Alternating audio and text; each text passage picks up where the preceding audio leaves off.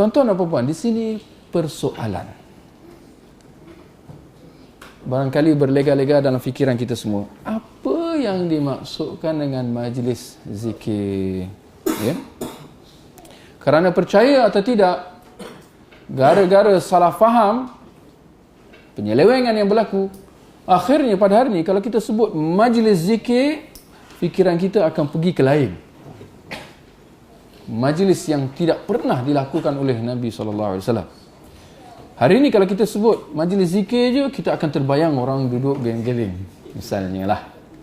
Kalau lebih ekstrim lagi, kita akan terbayang orang duduk baring, duduk berdiri, duduk menari-nari, ya, sambil mengucapkan zikir-zikir yang tertentu. La ilaha illallah ke la, ya, subhanallah, Allahu akbar ke apa. Atau mereka mewujudkan wirid-wirid yang diada-adakan. Ya. Duka citanya apabila disebutkan hari ini majlis zikir, itulah yang difahami. Sedangkan hakikatnya bukan itu yang dimaksudkan dengan majlis zikir yang kelebihan dan fadilatnya kita telah sebutkan tadi. Ya. Pertamanya, untuk kita nak faham erti majlis zikir, kita kena faham apa artinya zikir sebenarnya.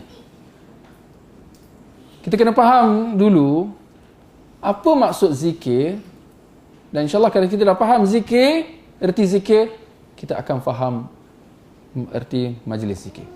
Baik, kita katakan bahawa zikir ada dua pengertian. Satu yang umum dan satu yang khusus. Kedua pengertian ini termasuk dalam erti zikir. Percaya atau tidak? Zikir daripada sudut pengertian yang umum merangkumi segala ibadah. Percaya atau tidak? Ya. Zikir dari sudut pengertian yang umum, dia merangkumi segala bentuk ibadah. Contoh, jemaah yang sedang solat fardu secara berjemaah, itu adalah majlis zikir. Tidakkah mereka sedang mengingati Allah dengan solat? Kan? Bahkan solat adalah, ya, ibadah. Solat fardu ialah satu ibadah yang sangat utama dalam Islam. Ya. Jadi itu pengertian zikir dari sudut umum. Segala bentuk ibadah.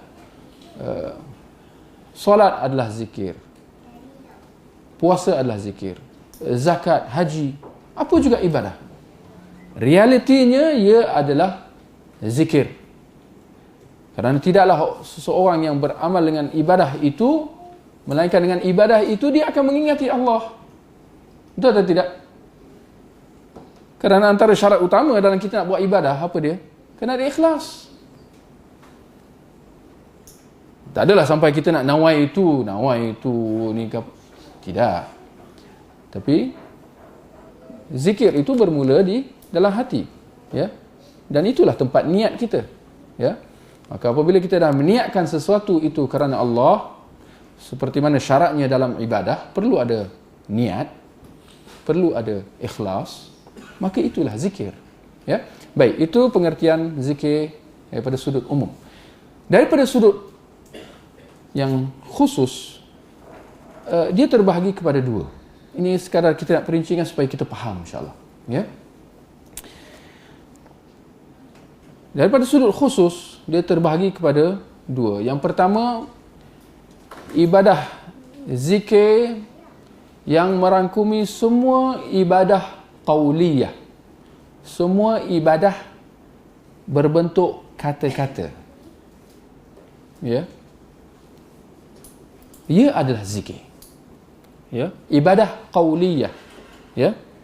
Ibadah khusus yang berbentuk kata-kata. Ada tiga jenis ibadah kata-kata yang khusus. Siapa boleh bagi tahu? Boleh faham, insya-Allah? Ya. Ibadah kata-kata ada tiga jenis. Ya. Yang pertama, doa, barakallahu fiik. itu nanti dulu. Ibadah kata-kata, secara ibadah khusus, ya. Ibadah khusus. Kalau majlis ilmu dia lebih kepada umum, ya. Ibadah kata-kata secara khusus terbahagi kepada 3 jenis. Doa, baca Al-Quran, dan berzikir dengan wirid-wirid, ya. Maka itu pengertian zikir secara khusus yang pertama, ya. Baca Al-Quran, doa, dan zikir wirid-wirid. Ini semua adalah ibadah kata-kata yang khusus. Semuanya termasuk dalam pengertian zikir, ya. Sebagaimana firman Allah, inna nahnu nazzalna dzikra, ya, dalam surah Al-Hijr ayat 9. Allah kata, sungguh kami telah turunkan az-zikr. Sungguh kami telah turunkan az-zikr wa inna lahu lahafizun, dan kami akan memeliharanya. Apa yang diturunkan ini? Al-Quran. Maka Al-Quran dinamakan sebagai az-zikr, ya. Maka membaca Al-Quran adalah zikrullah, sebagaimana doa, dan apatah lagi membaca wirid-wirid zikir itu. Pengertian zikir yang khusus yang kedua adalah zikir yang kita sedia maklum, yang kita, insya-Allah kita rata-rata kita bila kita sebut zikir, itulah maksudnya, iaitu ucapan zikir-zikir wirid-wirid kita.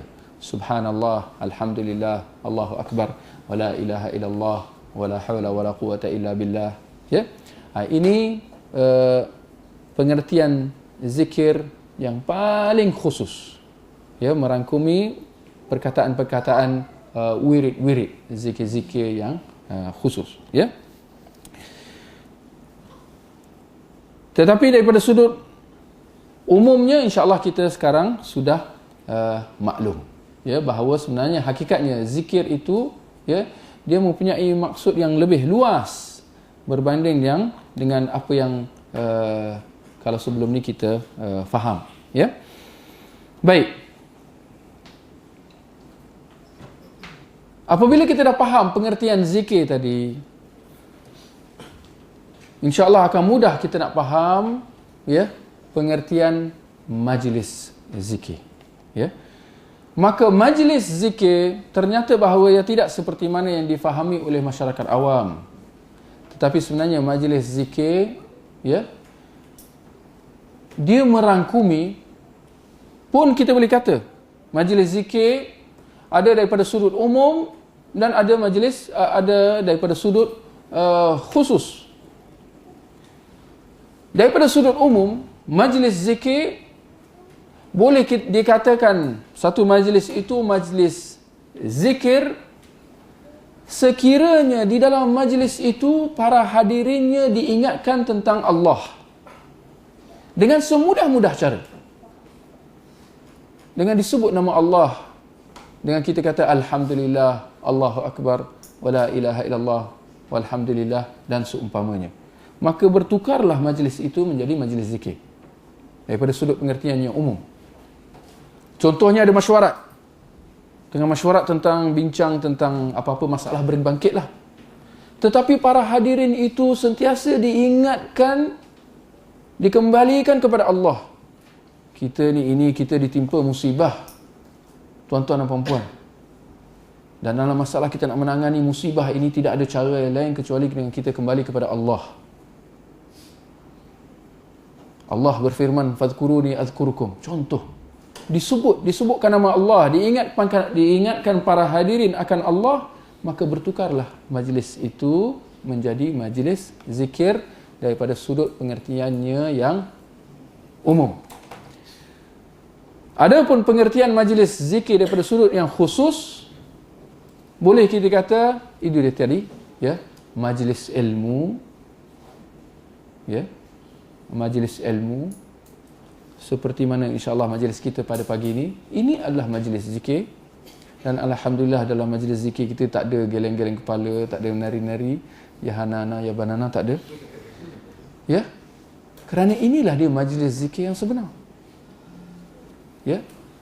Di samping majlis ilmu, begitu juga dengan majlis tadarus Al-Quran, ia juga adalah halaqah zikir ataupun majlis zikir.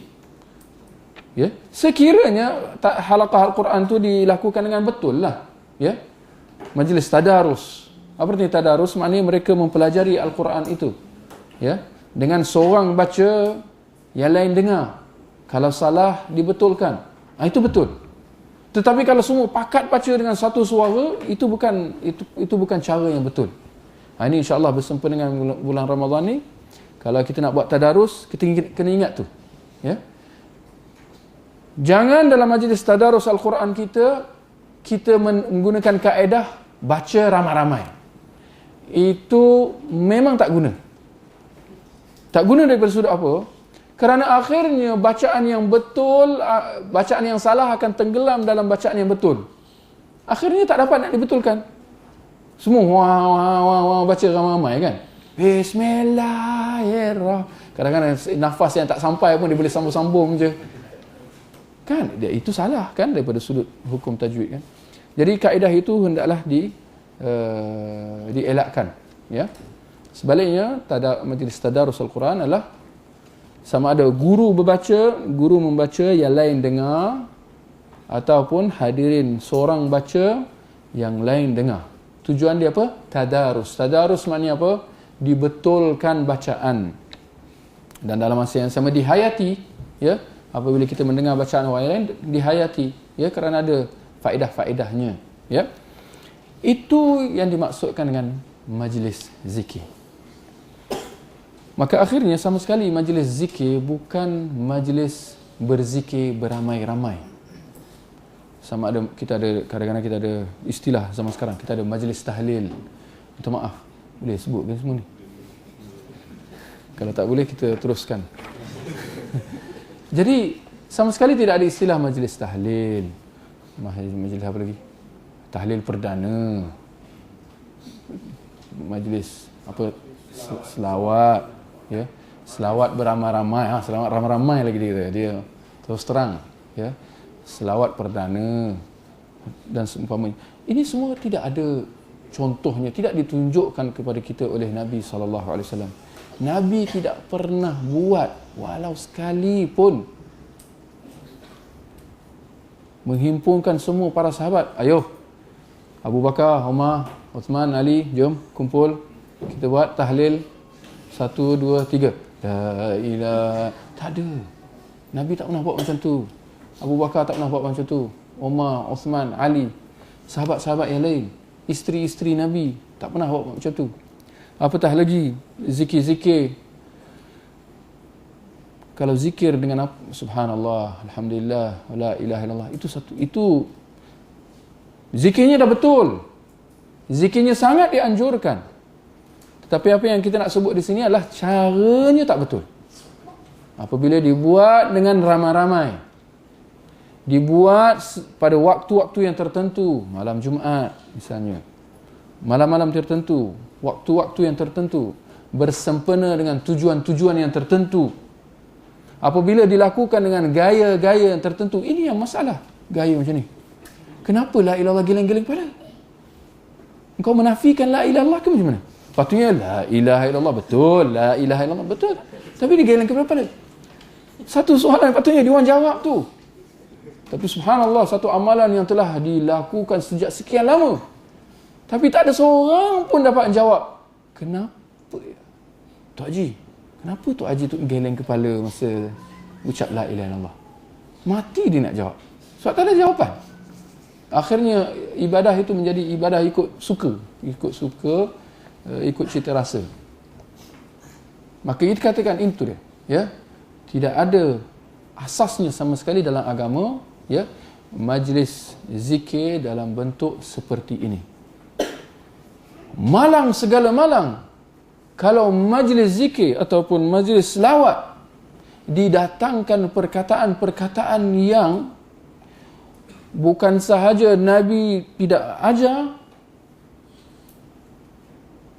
bahkan didatangkan perkataan-perkataan yang apa? Tak difahami maksudnya. Apa dia?